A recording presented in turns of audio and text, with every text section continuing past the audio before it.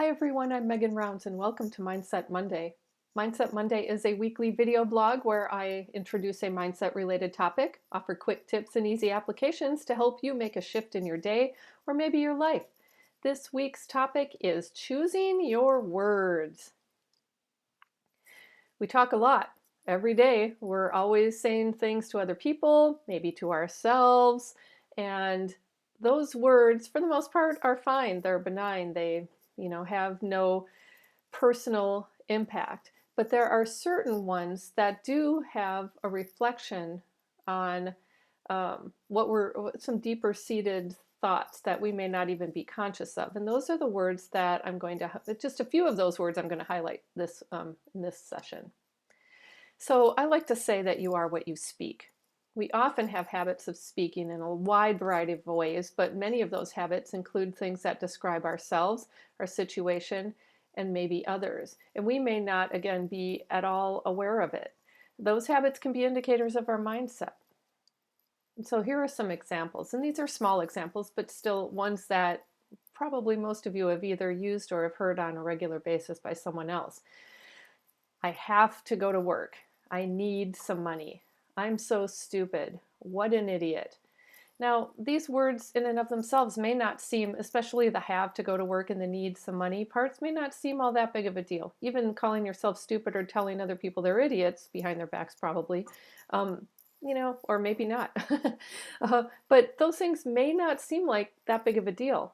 But when you think about the deeper meaning behind them, maybe this is something you'd want to reconsider. And I certainly have considered it for myself. So I have to go to work.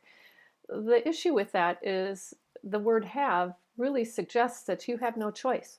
You get up, you get ready, I have to go to work, or I have to go to work tomorrow, or whatever. It sounds like you don't want to do it. You're already setting a tone that's not going to be very positive. And again, it leaves you with this sense of having no choice. You feel very disempowered about it. I need some money. There is a universal law that's one of my favorites called the law of paradoxical intent. And what it means is that which we feel we need, we ultimately push away. So when we have a higher sense of urgency for something, we push it away. It's an energy thing. And for those of you who aren't really on board with the energy thing, well, it's still there. So sorry to break it to you, but you may have experienced it yourself when you really are trying to grasp at something. It's like when you want someone to call and they don't, right? You're waiting to hear about that job interview and they're not calling, or you're waiting to hear about a loan or some other thing and it's just not coming. That is the law of paradoxical intent at its work. Yeah, that made no sense. That's the law of paradoxical intent in process. So when you say I need some money, you're really telling not just other people that you have this urgency and it's like a different kind of energy than when you desire something, when you need it. It's kind of an icky thing. And so you're telling other people that you have this really counterproductive need, and also yourself. And so, is that really the way you want to show up in the world? And then I'm so stupid is really one of those types of calling yourself stupid or dumb or maybe an idiot as well. All of those different things. You may not think you mean it, but ultimately it does point to some limiting beliefs that you likely have about yourself and your worthiness and your value. And so if you are interested in making a shift to something more positive, and if you are pursuing goals that you're not seeing happen, it could very well be because of these limiting beliefs. And a really easy way to change an aspect of that is to change your words, including that one. And I'll give you some examples of how to change those words in a moment. What an idiot. When we talk about other people and call them things like idiots or jerks or other names that I'm not going to repeat here, there's a sentiment out there that those types of words also are a reflection of how we feel about ourselves. So when we call someone else an idiot, ultimately it's something we don't like about that person, but that also resides in us. So I know it's a little philosophical there, but it's another one of those things where there's an easy shift to this. So I'm going to tell you about those. Oh, after telling you about what difference it makes. So the two big points about this is that we're reinforcing limiting beliefs. We may not know that these are limiting beliefs. Oftentimes they're unconscious, but they show up in things like the words we use. And so we, every time we use them, reinforce those limiting beliefs that we'd probably rather go away. And then the other thing is we attract similar situations. So like the thing with the idiot, if you're driving and you call someone an idiot, in a way you're sending a message that okay, this person's an idiot. I am going to, what we magnify gets bigger. So if we pay a lot of attention to the people we don't like in our lives, we're going to see a lot more of people that we don't like in our lives. So why not change it a bit and attract some better things into our lives? So here are some alternative word choices. I didn't include the whole sentence here, but I can repeat it for you. So from I have to go to work, we could replace have with words like I get to go to work, or I can go to work, or maybe even you can say I want to go to work. But even just by saying I get to go to work, you're shifting the energy there. You're shifting your mentality, your mindset around work. Doesn't mean you're really excited to go to your job, but at least you're putting it in your power. I want to go to work. If you didn't want to go to work, you wouldn't go to work. By saying you don't have any choice, by I have to go to work, well, you really do have a choice. And so have disempowers, whereas get, can, or want really puts you more in a position of power. From need to, or from I need money would be to like I would like money, I desire money, and there's all kinds of other words you can use as well. But again, it's shifting from that sense of urgency to something much more relaxed, something much more pointed, but not as, I keep looking for this word that I keep wanting to say icky, but that's not the word I'm looking for, but hopefully you know what I mean. And from I'm so stupid or I'm dumb to oops or silly me or huh, who'd have thought I'd do that? Laugh it off.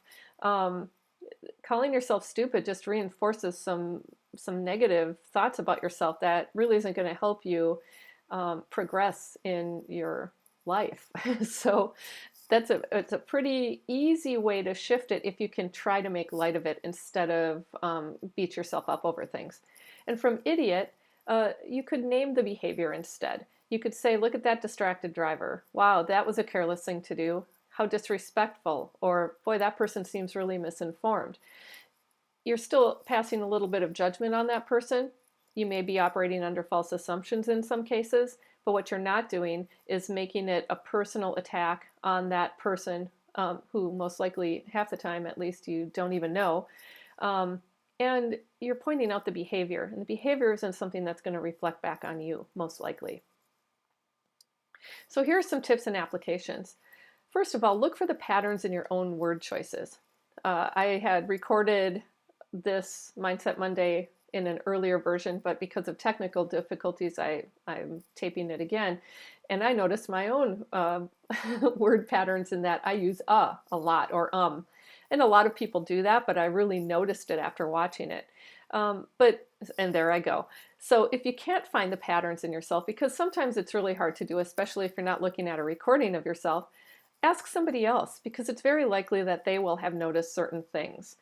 There was a speech or a presentation somebody had given one time, and they used, and to check to see if the audience was with them, they would say K, meaning okay, but that person never said the O. So picked up on that pattern and actually got to the point where I noticed it so much I started recording how many times they said it, and they said it a lot.